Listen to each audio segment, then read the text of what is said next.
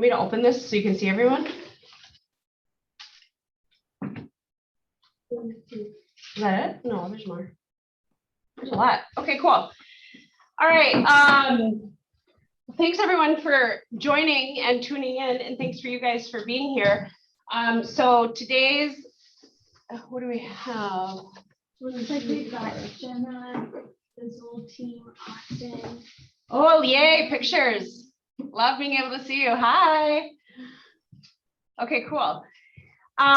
Okay, so today's class, the intention is to go over purchase agreement and accompanying addendums as it relates to working with a buyer. So I touched on in the sales meeting, and I'll just reiterate that my previous classes, we started with, just like you would with a buyer, working in the MLS, how to navigate the MLS and showing time and how to maximize its efficiency so that you can search for homes, set up showings, route showings, notify your clients. And then the next thing we talked about was buyer representation contracts and addendums and disclosures, and also talking about a buyer presentation. So if you happen to miss those, definitely tune in to the YouTube channel, watch them, because this is like a successive series that builds on each other. And today we're going to jump right into the purchase agreement.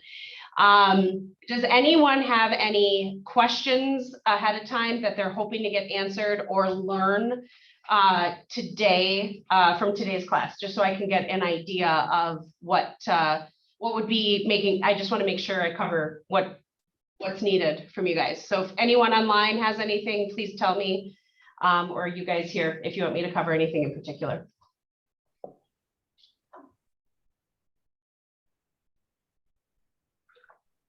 Is someone talking? No, just me. Oh, is Jenna talking? Would we be able to hear them if they're talking? Yeah. Okay. All right. So nobody has anything that they'd like to request. No problem. Does anyone, let's see, who do we have? Austin, Christine. Okay, I'm gonna jump in. So again, we went over navigating or just starting to get into the transaction desk from North Star. So I'm not gonna go over that again. But one thing I want to reiterate real quick is these awesome handy dandy tools to autofill your purchase agreements or your buyer rep agreements. So I am going to pull up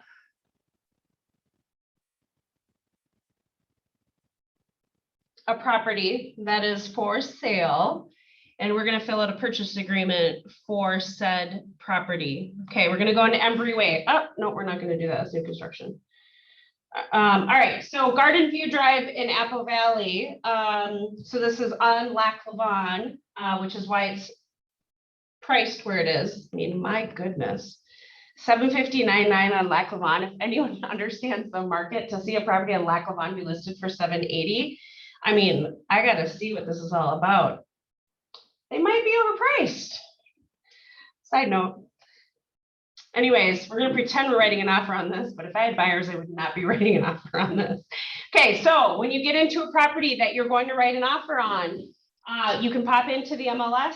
It's MLS, the subject property, and check this little box up here to make sure that you have that property highlighted.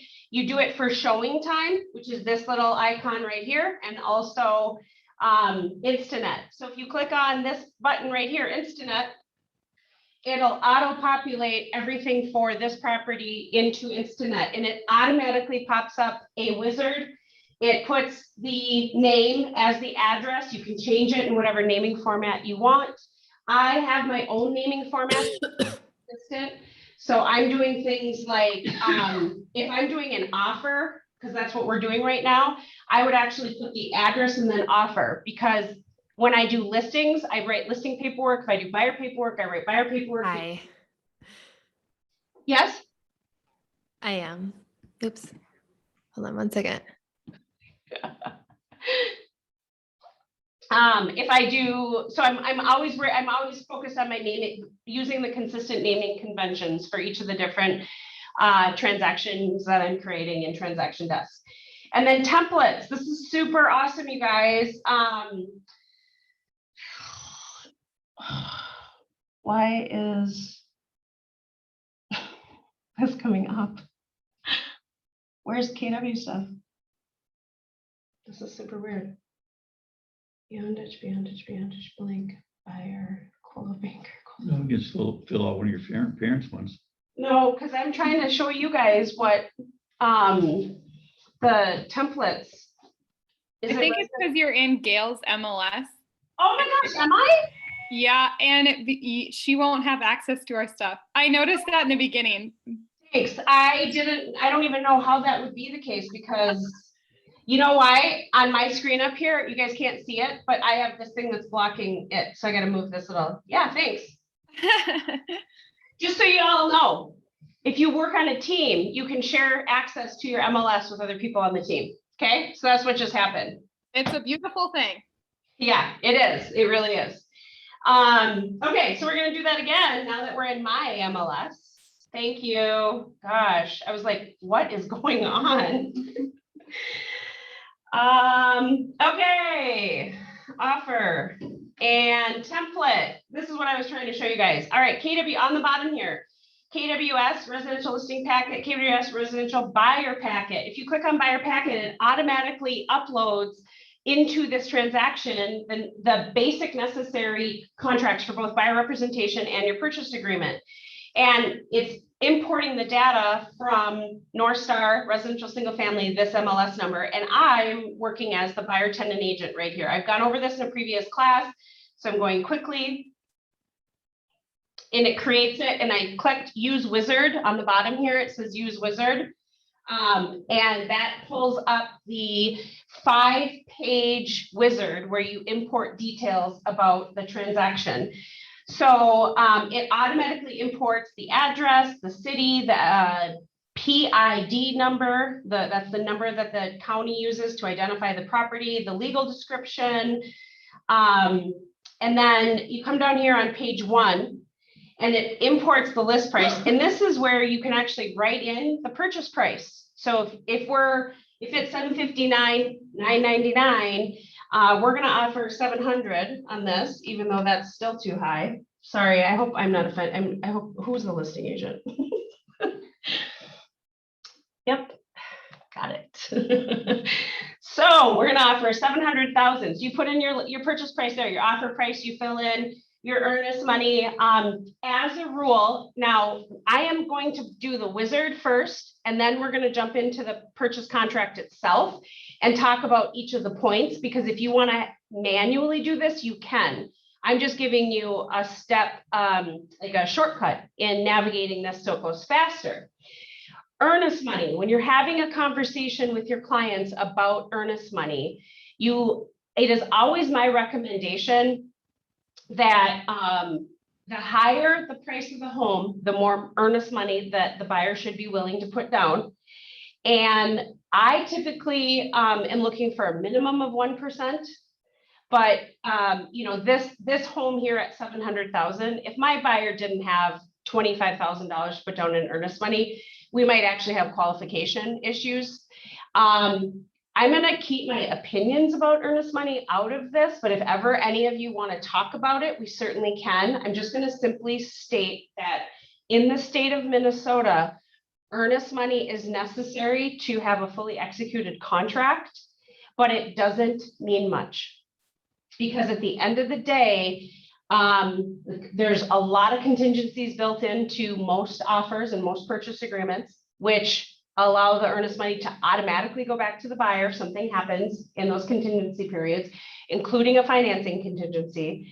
And even if there aren't contingencies, I will tell you, when you're working on the listing side of things and a buyer's trying to cancel a contract and wants the earnest money back, if a seller wants to fight for the earnest money, it means that the contract doesn't get canceled until they agree to what's happening with the earnest money. And so if nobody agrees to what's happening with the earnest money, the property isn't canceled, the contract isn't canceled, sorry, the purchase contract isn't canceled. So therefore, the home cannot be remarketed and resold. So in my experience, my sellers oftentimes just let the earnest money go because they'd rather sell their house than fight over earnest money. Okay. So it doesn't mean much. Anyways, I'm gonna put in 10,000 here. And then this wizard is really cool. It definitely autofills plenty of things, but the main thing on page 1 is purchase price in earnest money. I'm gonna go to page 2. List date and expiration date. We won't know the expiration date, but what is important on this one is the offer date. So let's say you're going on showings in a couple days and you have a sneaking suspicion that they're going to write an offer. You can put in any date you want here for when the offer is actually written. When you write the offer is when you put this date in. When they sign the offer is when they sign the offer. They don't have to correlate. The day you write it and the day they sign it does not have to be the same. Closing date, the proposed closing date, this will autofill. If we are at the end of September right now, so we're in closing date here, if you just click on it, it pops open the window. We need a minimum of 30 days if there's no inspection as it relates to a purchase, if we are getting financing. I am not aware of a lender out there that can do less unless they've already gone through full underwriting of the buyer, and there's just not a lot of lenders that are actually going to that. And even then it only drops down to about 3 weeks if they need. So just a note, you're going to need a minimum of 30 days for closing if you don't have an inspection. If you have an inspection and that's 7 to 10 days, that gets added on top. So that's, let's say 40. And to give yourself a little bit of buffer room so that all things can work itself out, 45 to 60 days is always a good bet. If you ever write an offer, you always want to talk to the lender before writing an offer. You want to ask the lender, how quickly can they close once the inspection contingency is removed? A lot of lenders do not want to order an appraisal until an inspection contingency is removed so that they aren't committing to the cost of the appraisal that the buyer has to pay for until they are certain that buyer is actually going to be buying the property. Now, I'm talking about typical market conditions right now, and markets change all the time and factors change all the time. And we are leaving a market that used to be different. Okay. So 45 to 60 days is reasonable. And oftentimes your closing date will be affected by what the seller wants. So not only do you have to talk to the lender about how quickly can they close, you also want to talk to the listing agent. Hello, listing agent. I'm looking at writing an offer with my client. Do the sellers have a preferred closing date? If you're in competition where you're writing offers, competing with other offers, and picking a certain closing date to match what the seller wants, that's important to know that information. So you want to know that. If your buyer can't meet that request, you have to do what's best for your buyer and maybe cross your fingers and hope it still works. Any questions on closing date or guidance around that? So I'm just going to go ahead and put November 5th because that would give me enough room to have an inspection and like a 30-day window. And then possession date, it's in here. I just want you to know it does not autofill. Okay, so you can, it automatically loads that it's the same as the closing date. But if you have a delayed possession, because that is a real thing, and it is a huge attractive element. If there's a, sales price is always what talks the loudest in an offer. Possession, delayed possession. So like, let's say closing is on a Friday and the buyers don't, and you offer the buyers not to take possession for 48 hours or till Sunday. That gives the sellers a little bit more buffer room to move out, clean before the buyers actually take possession. When we are in a heavy seller's market, which we are still technically in a seller's market, offering a delayed possession is a really nice option, but you cannot autofill it here because it won't do anything there. One thing I clarified in a previous class that I'm going to point out right now is if you hit save and exit, it will leave the wizard. You want to keep hitting next until you finish all 5 pages. Here is where you have your contacts. Add is where you add your buyers in. So the idea for this is you can preload all of this stuff before you go show a house. And your buyers, if you add them as a contact at any point, so create a new transaction contact, you want to give them, they're the buyer, their name is Jenny, and I always tell my clients that I need their middle initial. And I covered this in buyer representation contract. You always want to try to get their middle initial for the simple fact it helps in identification when they get to title.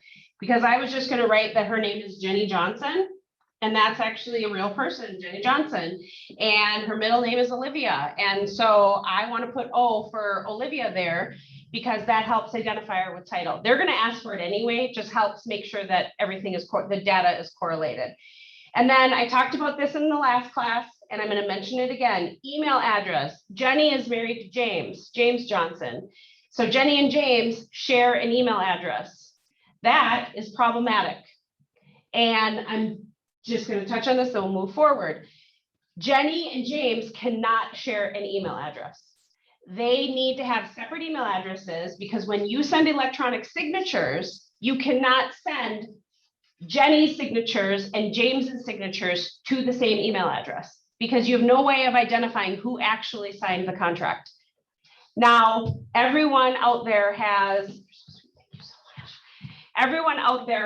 work emails, personal emails, and you're always better off making sure that every single client has a separate email for a separate identity. So this is where you would put Jenny Johnson at gmail.com. And then this automatically says add to address book.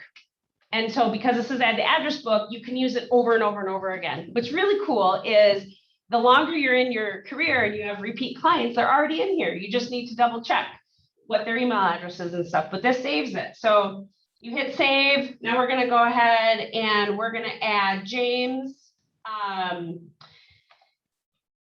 And you want to identify buyer. Another thing that I mentioned last time, I'm going to remind you again, is type, if you have Jenny and James and they're buying a house right now, and they're buying a house before they list their house, when you go to do their listing paperwork, you actually have to open their contact info and change them to a seller. Because what this is doing is it's telling the system where to tell them to sign. Okay, you're telling the system they're a buyer. So James Johnson needs to be under the buyer side. So if you don't change it, or if you don't change it, depending on what side of the transaction they're on, they will get dropped on the wrong side and you'll have to go back and start over. Okay, so we've got your clients in here. We've got the listing agent, which is super awesome because when the listing agent's already loaded in there, you can carbon copy them on your offer once it's all signed. So we go past contacts. By the way, if they have an attorney, if they have a parent, if they have a friend that they want to look over the contract, you can put them in here and send them as a CC or a reviewer of your files. So if there's ever anyone else that they want added, you can certainly do that. And this is where you would add it. All right, we're going to go to next. And this is where the forms are automatically uploaded. Now, this is where you could add more forms right here. And for right now, I am just going to focus on the standard forms that are in here. So we're going to go through these in just a moment. But we're just going to concentrate on the arbitration and we're going to concentrate on the purchase agreement. I will probably have future classes talking about like well and septic, buyer move-in or seller rent back. Those are complex and intricate, and we need to cover the basics for right now. So this would be where you could add more forms if you wanted or needed. And then documents, super awesome information here. So buyer agent checklist, this is our office document that tells you all the documents you need. So it's a checklist to help you.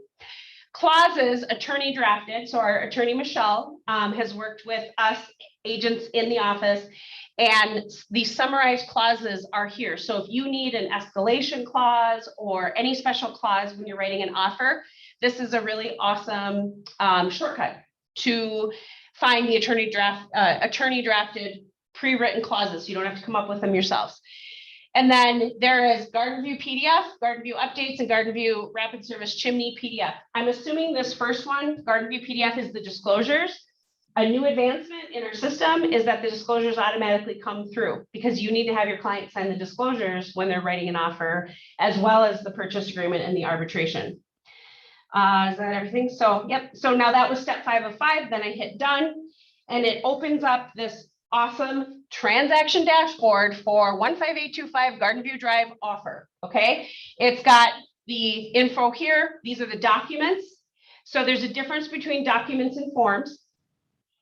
Forms are standard forms. They're empty forms that need to be filled out. Documents are anything that's been uploaded. So they would be supplemental. Forms are like a state issue or a standard issue. Documents are, they could be a marketing brochure. They could be pretty much anything, a TISH. So now we were in this transaction, and I'm just going to touch on one thing really quick.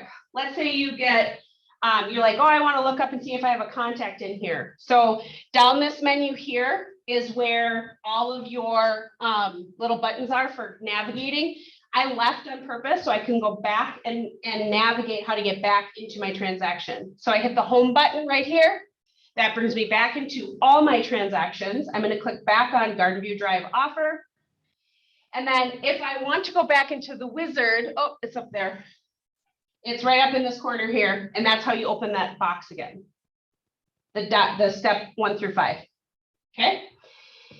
And then now that we've navigated that, what I'm going to do is pop into the purchase agreement, and we're going to go through line by line and discuss this. Is everyone on mute? Are they muted, or could they talk if they wanted? We could talk. Okay, good. Any questions so far from what I've covered? Yes. You mentioned that they have to have, each party has to have an email address. Yes, What if they have only one phone? that's okay. That's okay. That's okay. The phone, because you're only talking to them on the phone, the email address gives them an electronic signature certificate. Good. And so that it has to be a separate identity just for email. Thank you. Okay, any questions online with what I've covered so far? Yeah, this is Jen Gillard. Can you hear me? Yeah. Okay, so I've done it where I've sent it to the same email address because they legit only have one. I mean, what if we do that? Please don't. Okay, It's okay that you did, but if your file ever got audited for Yeah. any reason at all, you would be the person that would be in question, because you would have no way of identifying who was signing what paperwork. But And at so the end of the day, it's both people that need to be at the title company signing it. So why does it matter up front if it's one email address and 2 people? because that's where the issue could come up. If they're at closing and one of the parties signed for the other one, and the buyers, let's say, it just becomes a legal issue that the buyers are forcing the sellers to sign. The sellers like, why didn't, or either side, it doesn't matter. I'm just saying that if someone signed for someone else and they don't show up to the closing table, but they have an executed contract, it technically falls back on us as a brokerage and you as an agent, because you didn't have everyone actually signing. So it's just like the requirement of disclosing, of providing the agency relationship disclosure at first substantive contact. Yes, we all have skipped that at some point in our career if we've been doing this for more than a minute. And yes, you can get away with it, but if you aren't creating a good habit and a good practice, it definitely could get you in trouble. But again, how come, because it's 1 to buy, 2 to sell. So same question, like why couldn't one person buy and therefore one email address? It's not one, it's about having the identity of who's signing actually correlated with one email address. And so 1 to buy, 2 to sell it's kind of a different conversation. 2 to sell, yes, but even if you have 2 separate buyers, each buyer needs to individually represent their own signature and their own signing via Okay, so if they're legit, like I've run into this with older you know, Yeah. couples, if they legit only have one email address, do Then we you have have to do it in person or? what's- Yes, yes, you do. Okay. Yep. Okay. And I'm just talking about best practice because I would never be in a position to say what you can get away with. I'm just talking about the way Right. it really should be done so that we're covering our bases and doing everything accurately and appropriate. Okay, thank you. Absolutely. Any other questions? Okay. So what has auto-filled here? The date, this is the date that the purchase agreement is written. That was that date that we selected in the wizard. It auto-fills Jenny and James. You can actually pick which order they actually get placed in, if it matters. Buyer's earnest money in the amount of, and this is where I put the $10,000, it auto-fills that. Shall be delivered to listing broker, or if checked to, earnest money does not always have to be sent to the listing broker. If it's agreed upon that it goes to the title company, it can go to the title company. It could go to the buyer's broker, depending on who has, I have held it at my brokerage as a buyer agent because the listing agent didn't use trust funds. And I wanted to use trust funds and my buyers wanted to use trust funds. So that is an option, okay? And for good practice, when I am writing purchase agreements, I actually do put, I check this box and I personally write in trust, oh, darn it. Why isn't it working? Because I want them to know that that's how it's gonna come. Now, you can still hand deliver checks, but trust funds is an option as well, and I just clarify that it's gonna come through trust funds. If you haven't used trust funds, if I have time at the end, I'll show you how to do it, okay? And it no later than 2 business days after final acceptance. Final acceptance is the day that the last party, either buyer or seller, signs the purchase agreement. You can actually have a final acceptance date before disclosures are received. Because disclosures are supplemental, they're an addendum. They are not part of the core of the purchase agreement. So when the purchase agreement is signed is when you put in the final acceptance date. And I'll get there in a minute and clarify where that is actually put in. The address is auto-filled right there. It also is auto-filled the legally described as. The lines 16 through 32 talk about personal property.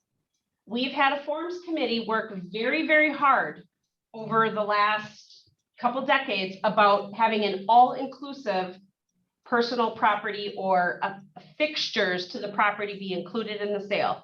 The only things that are not standard included are the refrigerator in the kitchen. That's not something that's a standard. And the washer and the dryer. They are not in the list above, okay? I highly recommend that if you have not read lines 16 through 32, that you spend time doing that so you understand what's in there. If it is affixed to the property, it should stay, meaning if it has a screw in the wall, it should stay. If it's a shelf, it should stay. If it's a curtain rod, it should stay. There are technicalities, absolutely. But light bulbs are screwed in, they should stay. Toilet paper is not screwed in. If they want to take the toilet paper, it's okay. The shower curtain is not screwed in or affixed. It hangs on the shower curtain rod. Anything you want clarity about, this is the section, line 33 is the section that you write this in, or you say see additional addendum, attached addendum to add personal property. Things like fireplace remotes, those should be included, they're in the list. Have any of you encountered anything yet that became an issue or want to share an example? I mean, over the years, this list has changed a lot. We used to have to go into great detail about what stays and what doesn't and stuff like that. But standard, you always are adding the fridge, meaning the kitchen fridge. If there's another one, you're going to have to specify, and the washer dryer. Anything else that you've encountered that you want to ask the question about? No? Pay close attention to something. Oh, flat screen TVs with TV mounts. The rule of thumb is the piece that mounts to the wall is what needs to stay. The piece that mounts to the TV hangs on what's mounted to the wall. They are two separate pieces. If you want the whole thing, you have to ask for the whole thing. I find it very interesting that when I sell houses, people leave the piece that was attached to the wall because I'm like, what are we going to do with that? But it happens. So clarity is key through this section of personal property. And then excluded, this is where you would put something that the seller has identified they're excluding in the sale of the property. It auto-filled the purchase price and it wrote it out. Line 41, 42, and 43 is identifying the type of, or the amount of money that is being contributed to the transaction. Percent of cash, including earnest money. So that is where you would put the down payment. So we're gonna put 10% down, oh, wrong line. 10% down, and they are going to take 90% mortgage financing. This is not a real example because that would be a gigantic jumbo loan and that just wouldn't probably happen. I mean, it does happen, it's just not very common. But anyways, 10% and 90% is more common. Minimum down FHA is 3.5%. Minimum down conventional, only offered in some areas, is 3%, but the standard minimum down conventional is 5%. If you're working in a more rural area, you might be able to do USDA financing, which is 0% down. This information, line 41 and 42, come from the lender. That's where you get that information. So you have to ask the lender, how fast can you close? And also the letter of approval, the approval letter should specify the down payment amount. That's where you put it in here. Yes, it's always a good idea to put 0 if something is 0. That is good practice in contracts. And 0% contract for deed. You are on closing date right here, line 48. If you ask any attorney or anybody dealing in legal contracts, they do not want you writing in on or before in the month. Okay, so like I can go in here right now and write on or before, and it shrinks it down so it fits. If you want the legal opinion, you don't do that because it already means the closing date shall be November 5th, and it can be before that. But on or before doesn't protect you. You're still going to have to do an amendment to whatever the closing date ends up being. So you're better off doing the further out closing date with the understanding that it could happen at any time sooner, but all parties still have to agree. We are coming near the close of this year. Pay close attention to the date, the year of 2021 and the year 2022. As we get to January, you have to be more cognizant of the fact that you've got to be careful. Are you speaking of 2021 or speaking of 2022? Like when you have closing dates in 2022, you got to make sure that you're using 2022 as the actual closing date, because it never fails. You are going to end up using a 21 because that's the practice that you're in. Okay. So just keep that in mind as you're going forward. Also for like buyer representation contract dates and stuff like that, that you're going to the next year, you're not using the same year that we're in. Every page, when you use that wizard that I used, it autofills the date and the address, which is super nice. Back in the day, you know, when we didn't have computers, we used fax machines and stuff, we had to write it in. So it's very nice that it autofills now. This purchase agreement, mortgage financing section, this is a really important section, and understanding what it says is very important. Yes, I'm teaching you this, but it is your responsibility as an agent to read this until you understand it and make sure that you're filling it out and asking questions as needed. This purchase agreement either is or is not subject to mortgage financing. You can have a mortgage on the property. There is a scenario where the buyer could be taking out a loan, but it's not contingent on the purchase. Okay, so that is a possibility, but typically is not. What? Was there a question? No? Okay. Typically, the purchase, if they're obtaining financing, it is contingent on the financing. And then if they say is not on line 53, mortgage financing section, well, if it is not, then you could proceed to the closing cost section, you skip the rest. First mortgage only or first mortgage and subordinate financing. First mortgage only means that they are taking out one loan. If you've ever heard of an 80-10-10 or an 80-15-5, a first mortgage and subordinate financing refers to an 80-10-10 or an 80-15-5. This section, your lender would help you fill out so that you're doing it appropriately. First mortgage only means they're just taking out one loan. And it would be in the amount of, in this example, 90% of the value of the sales price. Financing does or does not require approval of grant, bond, or other loan assistance program. There is first-time home buyer down payment assistant, grant programs, bond programs, all information you would get from the lender. You have to make sure if you know whether or not it has any of those special programs. And if you hit does, then you have to specify if it's MHFA, first-time home buyer down payment assistance. You have to know what it is so that you're disclosing that to the seller in the offer. Anything in the down payment section and the mortgage financing, if any of that changes, you have to notify the listing agent so the seller knows. So if, let's say you say you're gonna put down 10%, and then all of a sudden the buyer's like, we're gonna change our down payment to 5%. You actually have to note that in the purchase agreement in an amendment and have all parties sign off on that. If you switch lenders from the original lender you provided the approval letter, you have to notify the listing agent and they have to approve of that. So you cannot, everything in here has to be acknowledged by all parties if anything changes. Line 59, check all that apply. Conventional is what we're doing in this case. Conventional or privately insured. Conventional means 80% down or more.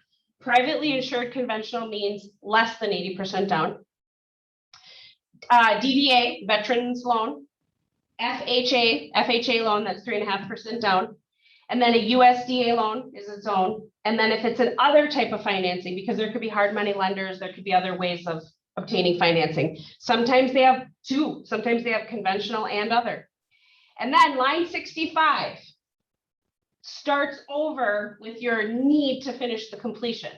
65 is not in conjunction with 64. Do you understand what I'm saying? You don't have to click 64 to fill out 65, 66. You have to fill out line 65 and 66 always. 65 talks about amortized over a period of no more than 30, 40 years, or 15 if that's applicable. This is relevant. You're going to need to know this information, how long of a loan amortization is there. And then an interest rate of no more than a certain percent. It is very important that you actually use a number and not market. If you've ever been told to put in market rate, I wouldn't use that. You want a number. Because when we are in a volatile market and interest rates change quickly, your buyer might not be able to qualify for this purchase if the interest rates reach a certain number. And so you would have that question to your lender, is there an interest rate where my buyer no longer qualifies? In our market right now with where rates are, I pretty much on standard use 5%, because if anyone goes from like a 3 to a 5, they're for sure not qualified anymore at the same point. But this would be, you always have to fill that out. And it's always a good idea to make sure there's a number in there. Mortgage financing contingency. Line 72 and line 78 are options, one or the other, not both. Line 72 basically says that if buyer for any reason can't secure financing, the earnest money either goes back to the buyer or it's forfeited to the seller. Okay, so it's like a blanket contingency. And then which helps the buyer. Line 78 says buyer shall provide seller or licensee representing or assisting seller with a written statement on or before such and such date. So if we're closing November 5th, you would say maybe a week, like October 30th would be the commitment date. So line 78, if you ever hear of commitment date, that's what this is referring to. It's the date that the lender has to provide a written statement saying that the property is ready to be funded on behalf of the buyers. And that the lender is ready to send the money and it's ready to go. There might be remaining conditions, but essentially what that means is line 78 and line 79, when it's checked and completed, means that after that date, if the letter's been provided from the lender, the buyer would no longer get the earnest money refunded if they decided to back out, because the financing contingency is over as of that date. Everything is negotiable, but that's what that's intended to mean. If you are representing your buyer and you want them to have as many reduced risks as possible, you click line 75. I'm sorry, line 72 and 75. If you are going to be an agent that wants to put the best offer forward for a seller to consider, you would click line 78. When you sell a lot of houses as a listing agent, you start realizing the value of line 78, and it's just good practice to use it because it just creates that solidity. And honestly, for you representing your buyer, it forces the lender to get everything together faster than just the closing date, and it reduces the amount of delays in closings. Any questions around the commitment date? I have a question. Go ahead. For line 78, where do you get that date from the lender? Yes, you could get it from the lender, but it's typically driven by like you as an agent saying that you are like lender, how fast could you provide the commitment letter? So if the closing date on this particular transaction is November 5th, and I pull up this calendar here, you could probably have a letter November 1st or October 29th, but you're trying to give a letter a week or 2 weeks before closing, and then you ask the lender if they think they can make that happen. Listing agents will come back and say, we want the date, we want a letter as of October 15th. They have every right to counter propose what they want that date to be, but it has to be a conversation with the lender as well, is if they can meet that. And most of that has to do with where the buyer's at with supplying their documentation to the lender. And 2 is what their timelines look like with their underwriting department with the file. Does that answer your question? Yes, thank you. Yep. Any other questions? All right. I'm not going to read this line for line, but I will touch on each of the different sections. 93 to 98 still talks about delivery of the written statement. 99 to 104 is talking about how to cancel the purchase agreement. 105 talks about if written statement is not provided, what the seller's options are. And then 110, if written statement is not provided, sellers previously canceled the purchase agreement, this purchase agreement canceled, the closing date, blah, blah, blah. So it's very important that you know what the contract says. And so every time you write one, you should be reviewing it with your client so that they know what it says. Line 114 to 117, locking of mortgage interest rate. This used to be a bigger factor, but I basically always click at any time prior to closing as required by lender. Within 5 business days, the final acceptance date, it's really up to the buyer's discretion when they want to lock their interest rate. Interest rates change all the time. They don't change daily, they change all the time. So there is a number of factors that affect interest rates, and they can literally change 15 times in one day. And so it's up to the sole buyer. It's a sole buyer discretion item that they need to be able to lock when they're comfortable locking. It used to be more of a factor. It doesn't matter anymore, but line 117 is always what I click. 118, lender commitment work orders. Used to be more prevalent, not as much anymore. Appraisers might be sticklers on the prices that they're appraising homes for, but they're not calling as many work orders. If it's prevalent at all, it's more in the FHA and the VA transactions. Lender commitment work orders. Seller agrees to pay up to X dollars. This is where you maybe see some peeling paint on the garage and you think that there's a chance that the lender might call the peeling paint or a missing railing, or, this is really something that you're asking the seller to pay above and beyond if there's something called by the appraiser. Currently in the market, I have to put 0 on all my buyer contracts because sellers aren't going to pay a dime for anything. As the market shifts to be more of a buyer market, buyer-centric market, it might be more. Not only do you have to identify how much the sellers are gonna pay in the work orders, but then line 27 says who is going to pay for a reinspection fee required by the buyer lender. So if you are in a tight seller market, you put 0 in lender commitment work orders on 118, and you say the buyer will pay for a reinspection fee. And oftentimes, there has to be money that's figured out who's gonna pay for what, if it's 0 in there and something gets called. Line 128 to 133, FHA escape clause, FHA financing only. This is only applicable if you clicked FHA financing earlier up. And line 133 has to match the sales price that's listed previously in the purchase agreement. Okay, so what this is saying is that the appraised amount has to be at or above the sales price. Otherwise, this can't close. The lender will not provide funding for this property if the appraisal comes in below sales price. It happens, and FHA appraisals are valid on a property. The last I heard, it was 6 months. It might have moved to 4 months, but either way, you can't get a second FHA appraisal for a second opinion value. You can in conventional. So is the seller bound by that too? Only if any other buyer is going to use FHA, yeah. Okay. Mhm. FHA has a reporting system that holds that value for a number of months. You can skip that part if you're not doing FHA financing. Line 140, lender processing fees. This is only FHA and VA. And you would get all this information, line 140 to 146, all from the lender if you have an FHA or VA financing.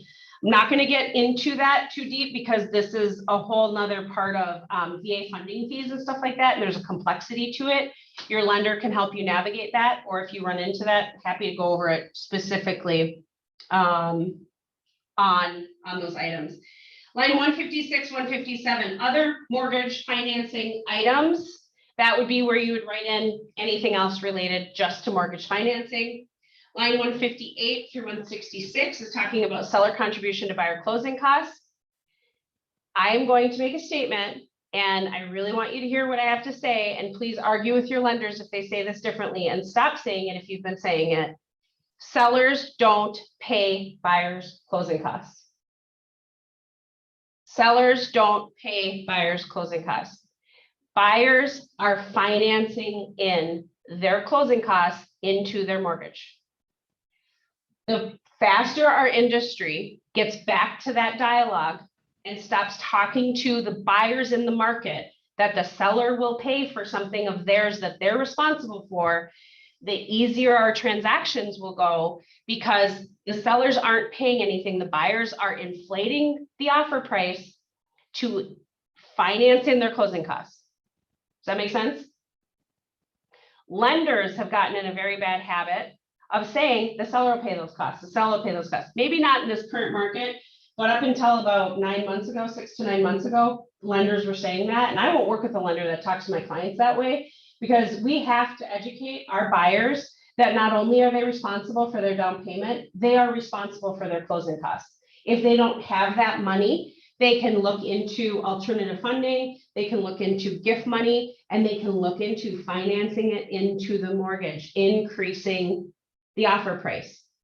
Because here's why I want you guys to know that. When you write an offer on a house and it's full price, but you're asking for 3% in closing costs, that is not a full price offer at all. No, nobody can argue with, I will never give in on that argument. You are not offering full price if you're asking for closing costs to come off the top. You're offering them 3% less than what it's listed at. Everybody would do better to understand that the buyers need to take responsibility for coming up with that money.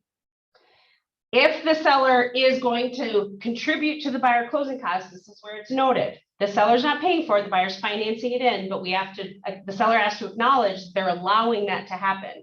So if they are, you select is, and you can either put in a flat amount or a percentage. Industry average, I would say, is 3%, but that is not a hard and fast rule. And your lender would be able to provide you with that information. So you'd call the lender and say, do these guys need to finance in their closing costs? And if they do, you say, how much do they need? And if the lender says, we'll just do 3%, that'll be good. Just so you know, if you do 3% and they don't have enough, let's say it's, I'm not going to use this particular house because it's too expensive, it's not applicable. Let's say it's a $300,000 house and they need 3% to finance in. That's $9,000. If their costs are $7,500 that they actually can use, that $1,500 overage goes back to the seller. So it's very, very, very important that you actually have the accurate number either written in or the percentage is very close to the accurate number. Okay. Inspections. This is where inspection contingency is written in line 170. This is really cool, you guys.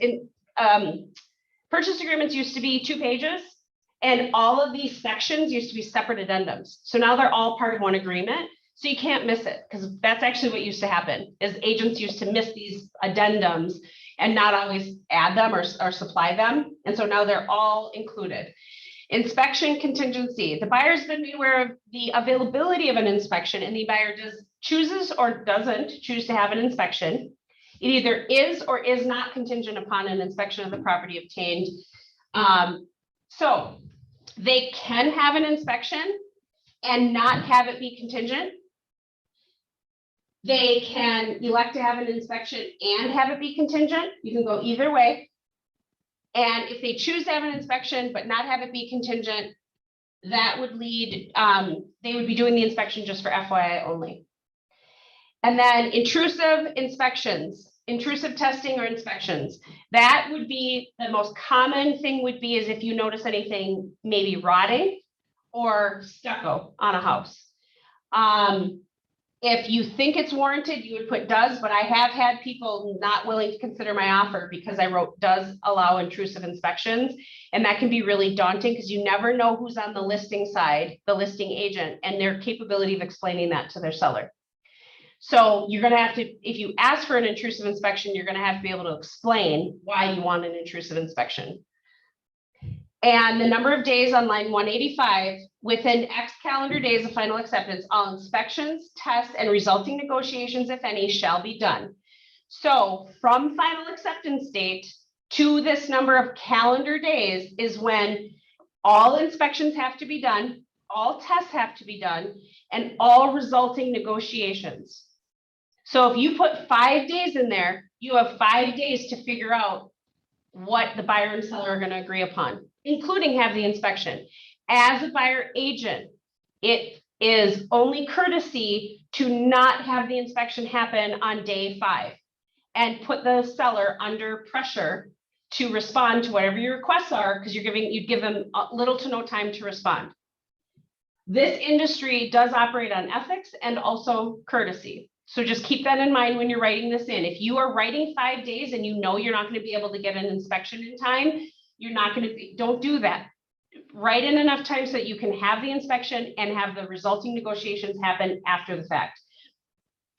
I call my inspector at my showings before I ever even put my effort towards writing an offer, and I reserve his time in his calendar so that I have an inspection ready to go, because it might take 2 or 3 days for the negotiations to come together, but then I'll have an inspection ready to go within 2 days after it's all agreed upon. So you can create a relationship with an inspector and say, they're probably going to write, can I just pencil in on your calendar? Inspectors will not have a hard time filling it in if you cancel. Other inspection items would be anything else you want to ask for. I do oftentimes have separate pool inspections, or that would be anything else. Sale of buyer property. The first one is subject to an addendum to purchase agreement, sale of buyer property. If you're checking line 200, it means that the home is either currently listed for sale that the buyers own, or it's going to be listed for sale. Line 203 means that you have already listed the buyer's home for sale and it's already under contract. It's just pending closing. So you don't actually need the sale of buyer property contingency. It's just contingent upon the successful close of the such and such address at such and such a date. Or line 212 means that they're totally non-contingent. Real estate taxes and special assessments are typically always prorated, but you can certainly check the, sharing so many twelfths of the year. Line 221 is the difference between homestead and non.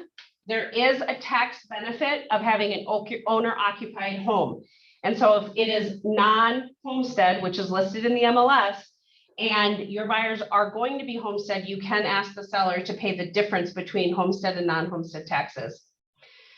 Deferred taxes and special assessments. Line 228, you're identifying who will pay any deferred real estate taxes. Deferred real estate taxes or special assessments that I always revert to saying the seller shall pay.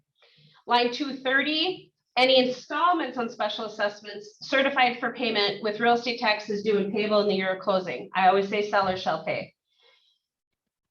Line 233, pay on the day of closing all other special assessments levied as of the date of this purchase agreement.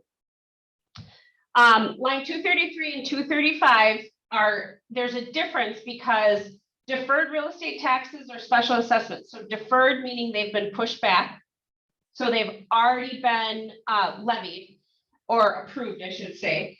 And then the next line, 230, is they're due in the year of the closing. Line 233 and 235 are differentiation of the type of assessment. It's either levied or pending. So if you have a pending project coming up, if the sellers receive notice for it, this might be a negotiation point to say who's going to pay for it. I have heard many times that always ask the seller to pay, always ask the seller to pay. But if they've got a $3,000 street improvement assessment coming up and they're never going to get the benefit of it, it might be really hard to get that agreed upon by the seller to actually pay a $3,000 assessment that they're never going to get the benefit of. Same thing with levied. If they just finished the road construction project and the useful life of the road is over the next 10 years and it just got done and the sellers are moving out, they might not be willing to pay off that balance. Just because they're there doesn't mean the seller's going to pay them. We don't try not to make assumptions about anything, and let's be reasonable about this. And if there are assessments, it might kill the deal, because if the buyer won't pay and the seller won't pay, then it's not going to happen. Line 241, it says that the seller represents that the seller has not received a notice regarding any new improvements. This would be, if you don't know, you would ask the listing agent. If they have, they should disclose it. They should put it in supplements in the MLS or disclose it somewhere. And if they have, then you would put has. Additional provisions, line 252 is this subject to a previously canceled purchase agreement. In a fast moving market, you might be writing multiple offers and you need to cancel a previously written purchase agreement that might be applicable. Line 258, 259 is the type of deed that's going to be delivered to the buyer upon closing date. Warranty is referring to a general warranty deed. Personal representatives or contract for deed or trustee's deed or any other type of deed would be something that the seller would identify that that's the type that they're transferring, but typically standard would be warranty deed. Rights of tenants, line 265, unless specified, not subject to tenancies. So there never should be, that's always standard, that tenants have no rights, but it would have, if it's a rented home, that would have to be modified in there. Possession, line 271, 272. That's where you identify if the sellers are going to give immediate possession, or other is where you would write in a delayed possession. Linked devices, this is important. Seller warrants the seller shall permanently disconnect or discontinue access or service to any device or system serving the property that's connected, controlled wirelessly versus via an internet protocol to a router or gateway directly cloud. So it's basically saying that they will disconnect any linked devices on closing date. Prorations, it explains prorations. 283, title and examination, explains. 291, seller shall use seller's best effort to provide marketable title by the date of closing. That may come up in your career, because not all title is marketable. 302 subdivision of land, 307 mechanics lien, 310 notices, 314 dimensions, 317 access agreement. That we call that boilerplate language. Just because it's there doesn't mean it has to be there or can't be modified. I wouldn't recommend you get into the business of modifying your contracts, but if there happens to be something that one of your clients is asking to be modified, you might have to consider doing that.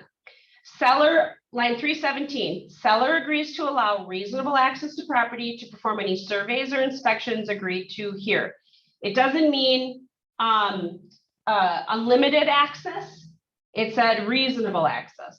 Okay, that definitely can come up. Sometimes buyers ask to get into the property too much and the seller can say no. 321 risk of loss, that would be an act outside of the seller's doing. Time is of the essence is standard boilerplate. Time is of the essence in the purchase agreement. Read ethics if you want to understand what that clause means.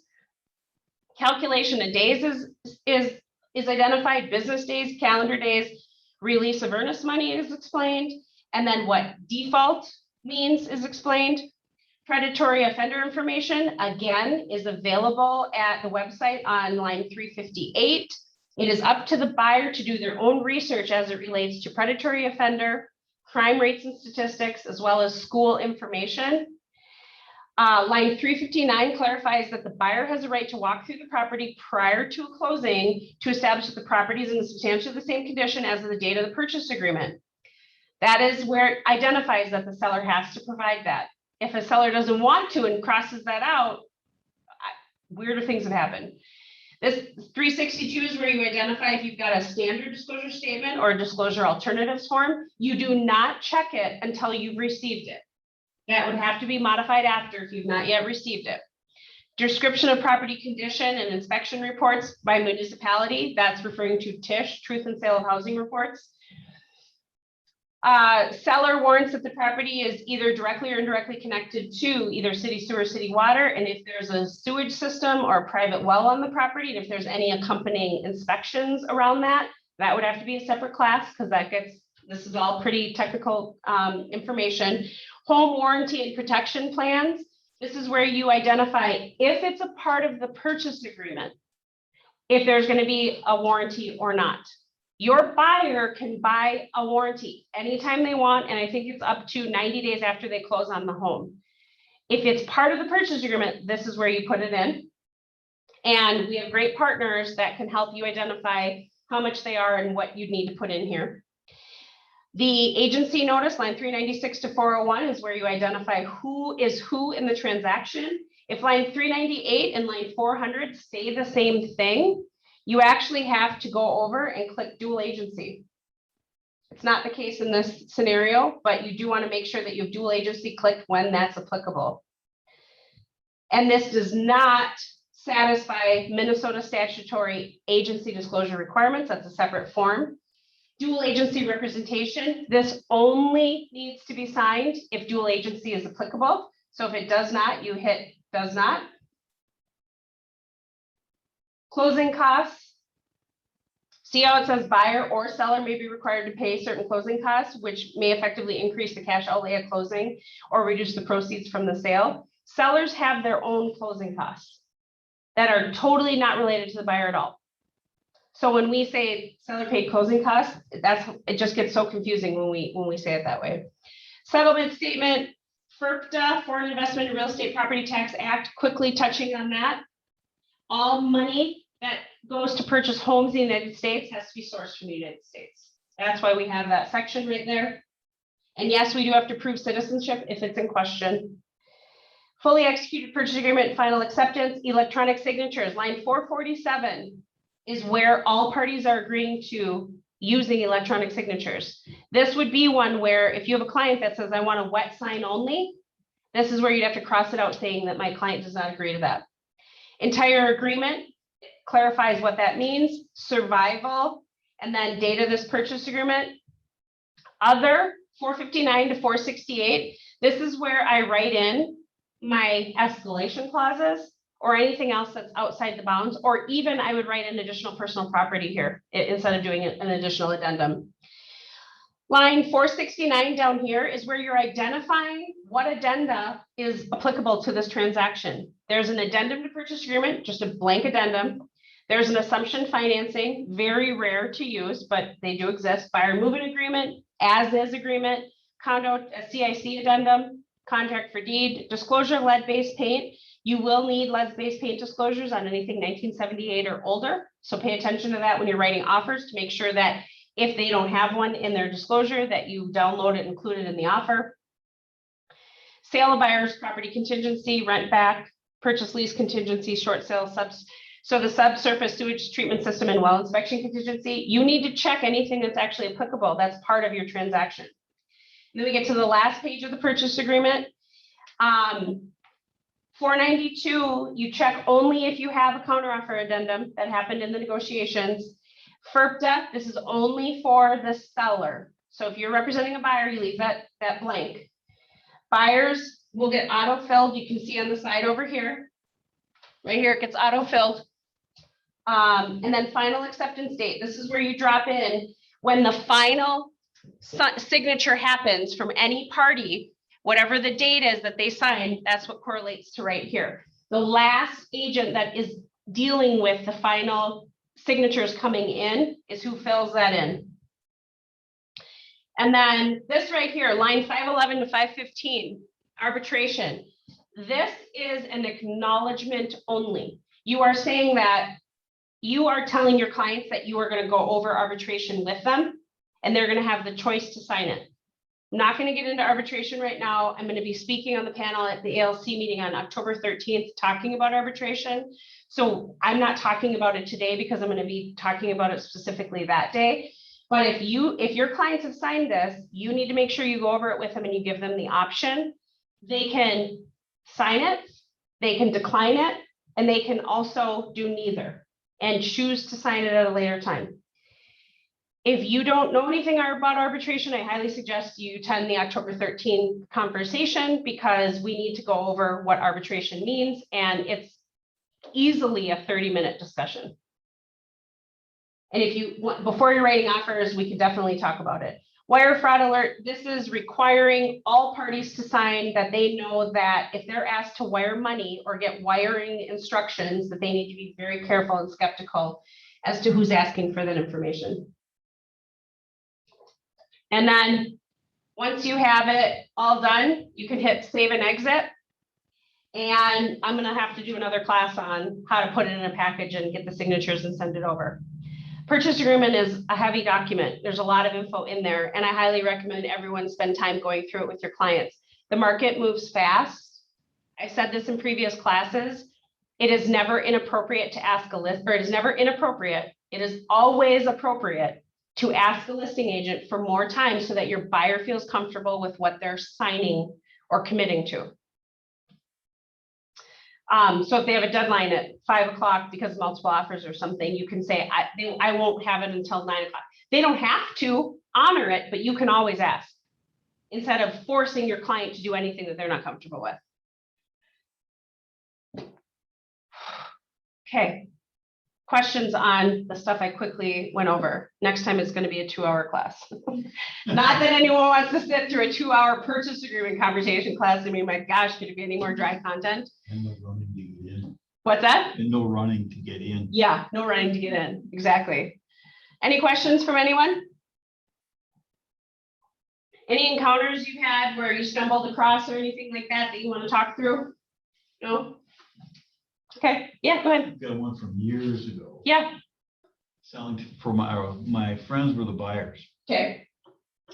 And I forgot to write in the refrigerator, because in those days you had to write it all. You had to write them all in, yeah. We still do technically have to write in the fridge. Mhm. And cost me a fridge, Yeah. $800 fridge. And, you know, that's a good point. You know, if you do something wrong in the purchase agreement, the liability and the onus falls back on you. Now, last year around this time, I wrote an offer and I put that the buyer wanted to have an inspection, but it wasn't contingent on the inspection, which was an error on my part. I think it was like 11:45 at night. I'd had a hellish day. I think it was my second offer I wrote in the day. I mean, it doesn't matter what the excuses are. It totally doesn't. I did it wrong. And I had to pay for all the items that came up on the inspection because the buyer thought they were getting a contingency so that the seller would agree to what, they'd have a negotiation and agree to it. And I forked out the money because I wrote the purchase agreement wrong, and the sellers accepted the purchase agreement based on it wasn't contingent on the inspection. So every little bit that you're doing, if you're rushed, it's never a good idea to be rushed. You as an agent, it's even worse for your client to be rushed in reviewing and understanding and considering what they're signing and committing to. And furthermore, these should be practiced before you get to the point of actually going out and writing them. Lisa does a great job having practice sessions of writing purchase agreements, like having cases. I can't think what it's called. Like like where you're given a set of information and you go and you practice writing the purchase agreement, because this is daunting information. It definitely can be. And, we figure it out on the go and on the fly. We have a huge responsibility on our shoulders. We definitely need to get serious and honor that responsibility and the fiduciary responsibilities to our clients and know what we're talking about with this. And I will tell you, if you're ever uncertain about anything in the transaction, read your contracts. It's the quickest way to get your answers, because I can answer your questions or another agent can answer your questions, but it's in the contracts. It's literally written out in the contracts, everything you might possibly need to know. Super dry, certainly put you to sleep, but it's going to be in there. So, okay, we have some chats going on down here. What are they saying?